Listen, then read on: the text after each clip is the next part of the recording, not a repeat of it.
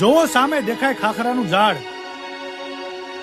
તમારામાં કોઈ અજબ શક્તિ હોય તો તમારા પ્રતાપથી એ ખાખરાનું ઝાડ ધૂણાવી બતાવો, તો હું માનું કે તમારામાં કોઈ દિવ્ય શક્તિ છે. તમે જગદંબા પોતે છો અને તમે મામડિયા ચારણના ઘરે અવતાર ધારણ કર્યો છે, તો હું તમારા ચરણોમાં મસ્તક નમાવીશ.